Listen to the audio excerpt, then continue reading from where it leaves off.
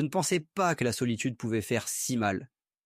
À 58 ans, Sophie Marceau, l'icône éternelle du cinéma français, a enfin brisé le silence sur les années les plus sombres de sa vie, celles marquées par la perte, la rupture et la dépression.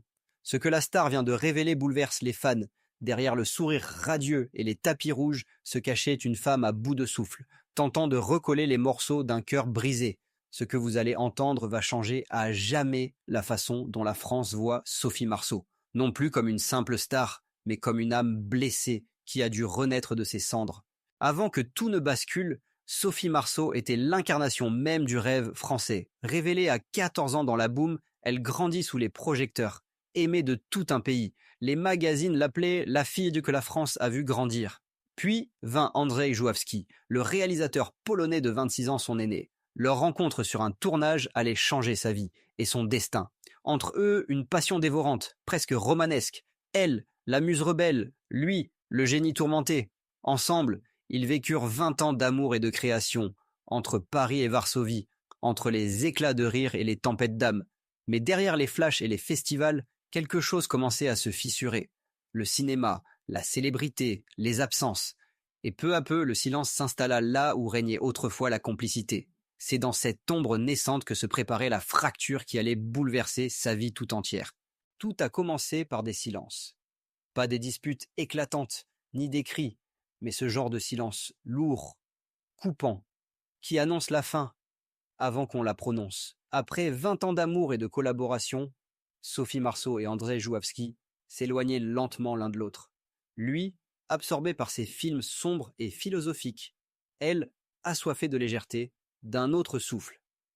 Nous étions deux artistes, mais nous ne respirions plus le même air, confiera-t-elle plus tard. L'année 2001 fut celle de la rupture. Pour la presse, ce fut un choc. La fin d'un mythe, la muse quitte son mentor. Les paparazzis la traquaient, les titres s'alignaient. Marceau, seule à Paris, une femme brisée derrière le sourire. Mais personne ne voyait la tempête intérieure qui la dévorait. Car ce n'était pas qu'une séparation amoureuse, c'était une amputation de son passé, de son équilibre, de sa jeunesse. Quand il est parti, j'ai eu l'impression qu'une partie de moi disparaissait avec lui. Le choc fut si profond qu'elle s'éloigna du cinéma pendant plusieurs mois. Les plateaux se taisaient, les appels restaient sans réponse.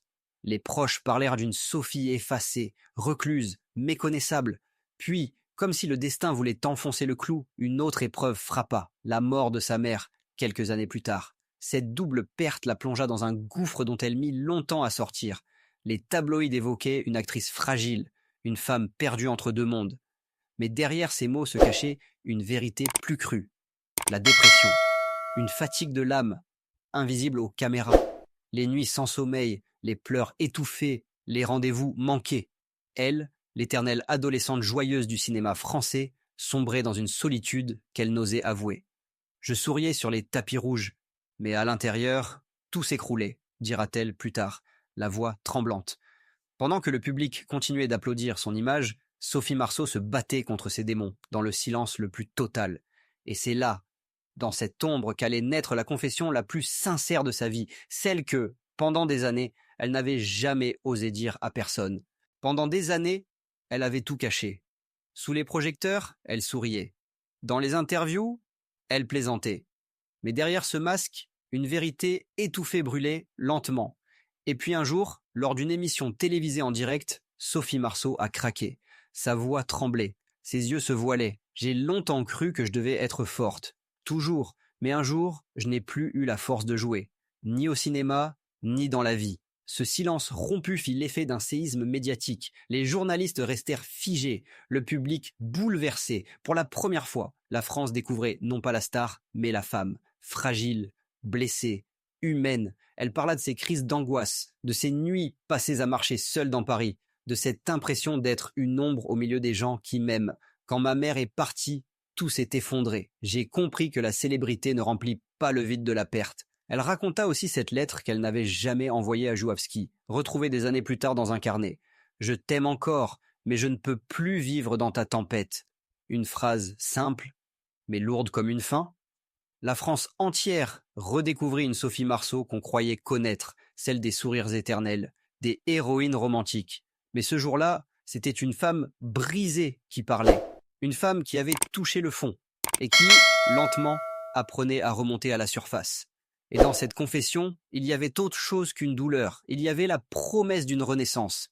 Aujourd'hui, je choisis la lumière, même si je sais qu'elle peut brûler. Cette phrase, prononcée avec une simplicité désarmante, fit le tour des réseaux sociaux. Les fans y virent une délivrance. Les médias, un tournant. Et Sophie, elle, retrouvait enfin sa voix, celle qu'elle avait perdue dans le bruit des autres. La confession de Sophie Marceau n'a laissé personne indifférent. Sur les plateaux télé, dans les journaux, sur les réseaux sociaux, tout le monde en parlait. Certains y ont vu le courage d'une femme qui ose se mettre à nu dans une industrie où la vulnérabilité est souvent perçue comme une faiblesse. D'autres, plus cyniques, y ont décelé une manœuvre pour relancer sa carrière. Sophie joue encore, mais cette fois, c'est le rôle le plus difficile, celui d'elle-même, écrivait un chroniqueur du Figaro. Mais au-delà du bruit médiatique, un phénomène s'est produit. Les Français se sont reconnus en elle. Sa douleur, sa fatigue, sa solitude, tout cela résonnait avec une génération entière qui, derrière les apparences, portait aussi ses cicatrices. Les témoignages affluaient. Merci Sophie, vous m'avez aidé à comprendre ma propre dépression. Elle prouve qu'on peut tomber, même quand on brille. Ses collègues du cinéma saluèrent son authenticité. Juliette Binoche écrivit: il faut beaucoup de courage pour admettre qu'on est brisé. Sophie a ce courage-là.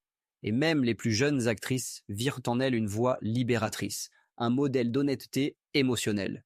La presse étrangère, de Variety à El País, parla d'une renaissance à la française.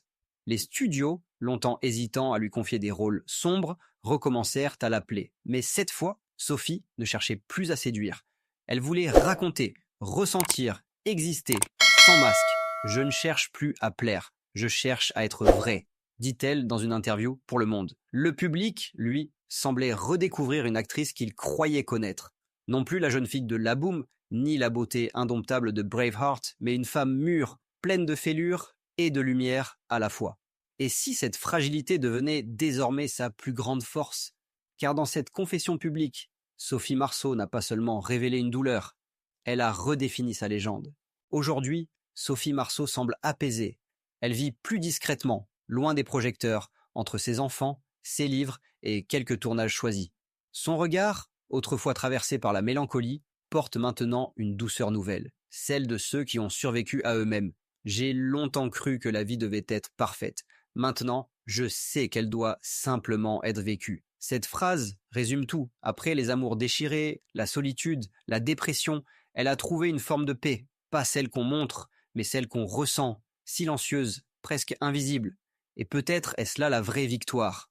Accepter d'être humaine, imparfaite, vulnérable. Pour certains, elle reste l'éternelle Vic du film La Boum. Pour d'autres, elle est devenue le symbole d'une génération qui refuse de cacher ses blessures. Mais une question demeure. Peut-on vraiment guérir d'un cœur brisé? Ou apprend-on simplement à vivre avec ses cicatrices? Et vous, qu'en pensez-vous? La lumière revient-elle toujours, même après les nuits les plus sombres? Dites-le nous en commentaire, car parfois, une histoire comme celle de Sophie Marceau, c'est un peu l'histoire de nous tous.